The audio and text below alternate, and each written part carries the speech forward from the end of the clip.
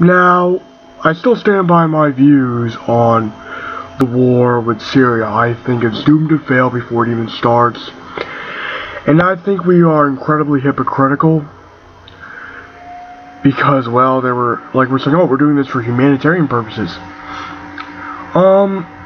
Yeah, I think these clips should give you a perspective on why I think that's bullshit.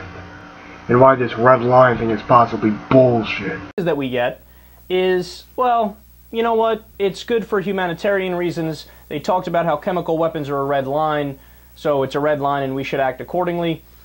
Yeah, but then we'd have to also invade Israel, because Israel used white phosphorus against the Palestinians, and we haven't done anything about it. We haven't discussed invading Israel. In fact, we're still buddy-buddy with Israel, and they're our allies.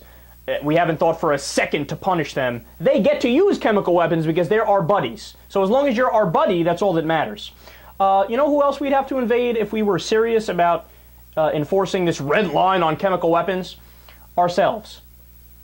Why do I say that? Because according to recently declassified CIA documents, we just learned that the United States in 1988 gave Saddam Hussein chemical weapons and then told him the coordinates on the map to attack Iran with those chemical weapons, with mustard gas and sarin gas. Sarin gas is the same weapons that were used in Syria. But are we going to invade ourselves? Not even a consideration, of course. That would be absurd. That'd be ridiculous. So we're allowed to go around the world and do whatever we want to do, even if it's in violation of the Nuremberg tribunals and the Geneva Convention and international law. Israel's allowed to do it because they're our buddy. Only we can selectively pick who we want to enforce the red line for. And also, by the way, there are reports. There was a UN report that says Assad likely used chemical weapons. But not just Assad. There were also reports from a few months ago that said the rebels used. If we attack Assad, we are on the side of Al-Qaeda. Now, I'm not saying Assad's a good guy. He's a dictator. He's backed by Hezbollah, which is the militant Shia group from Lebanon. But Al-Qaeda is not good guys either. In fact, they are, according to some reports, the largest rebel faction that there is. They're even bigger than the Free Syrian Army. So what do we want to actually fight on the side of Al-Qaeda? And as a result of this, there's been people in our own military that are posting pictures on the internet, on Facebook. They're in their military outfits holding up signs that say, I didn't join the military to fight on the side of Al-Qaeda. And I don't blame these guys. I don't blame them at all.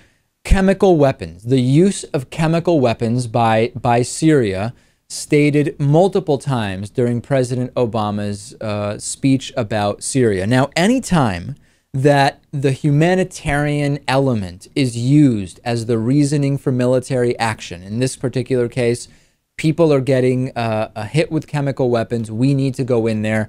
We need to always question that, Lewis, not because those aren't good reasons to go in, but because there are countless examples where a humanitarian crisis existed and did not get the U.S. to do anything, that we have to analyze it further. When we are simply told humanitarian crisis destabilizes the region, that applies to so many instances going back to the 90s in Rwanda, even more recently. So Lewis, my interest is piqued when I hear, hey, destabilization, humanitarian crisis, chemical weapons were used, we've got to go in, because there's genocide and mass killing all over the world, and the U.S. often does not get involved. Okay, so now you've seen these clips. Here's another clip. Now, I'll give Secretary of State John Kerry credit for credit's due. In the 2004 debates against George W. Bush, he pointed out how during the beginning of the Iraq War, how we were losing support from allies, how many people within this coalition were leaving the Iraq War because they thought it was stupid and wrong. We're going to build alliances. We're not going to go unilaterally. We're not going to go alone like this president did. Mr. President, let's extend for a minute. Let me just one point. I got to answer this. Exactly. And with reservists being held on duty. Let me answer this, what he just said about Well, I going wanted to get alone. into the issue You of the tell backdoor Tony draft. Blair we're going alone. Tell Tony Blair we're going alone. Tell Silvio Berlusconi we're going alone. Tell Alexander Kwasniewski of Poland we're going alone. Got 30 countries there. It denigrates an alliance to say we're going alone, to discount their sacrifices. You cannot lead an alliance if you say, you know, you're going alone. And people listen. They're sacrificing with us. Senator? Mr. President, countries are leaving the coalition, not joining. 8 countries have left it. If Missouri, just given the number of people from Missouri are in the military over there today, were a country, it would be the 3rd largest country in the coalition, behind Great Britain and the United States. That's not a grand coalition. 90% of the casualties are American. 90% of the costs are coming out of your pockets. I could do a better job. My plan does a better job. And that's why I'll be a better commander-in-chief. Okay? Now, if we compare this to the John Kerry we have today, who's kind of encouraging the war in Syria, you know, and as you can already tell by the Secular Talk newscast, that he brought up some very good points, saying how, you know, I'm a Zionist Jew, so, you know what, like, it is incredibly hypocritical that we use chemical weapons in the United States. Call Israel on its bullshit. Okay? It is also incredibly hypocritical because of one major horrible genocide that happened a few years ago. The Darfur genocide. Okay? Now this was a major humanitarian idea that you could probably back. In fact, had we gone to war with Sudan at the time, I would have been in favor of it. So in favor of it. Because in my mind it would be like us saying, look, we fucked up with the Holocaust, so we're not gonna fuck up again. We're not gonna let so many innocent lives get slaughtered because of their race by these crazy extremist lunatics. And especially the technology we have now with the drones, it makes even less sense that we didn't go to war with Darfur. That we don't, like, attack North Korea. Okay, like, look, yeah. Now, North Korea, I would argue North Korea is worse than Syria, okay? Actually, it is worse than Syria.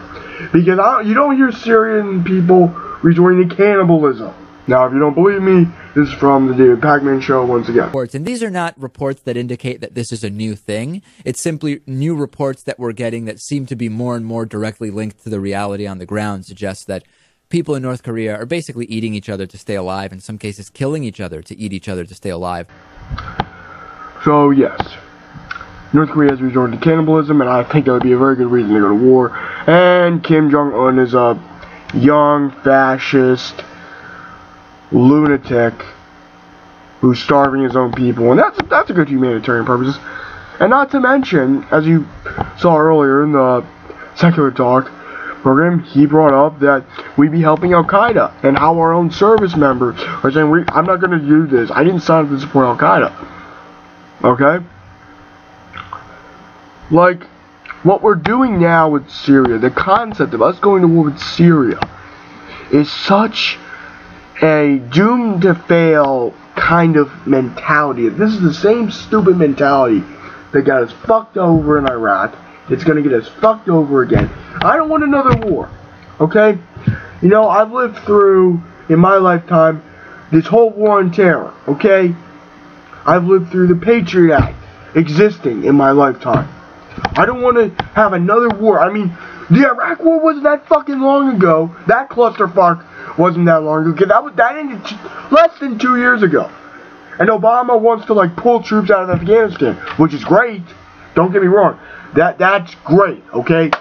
Okay, that's good, Obama. Do that. Happy you're doing that shit.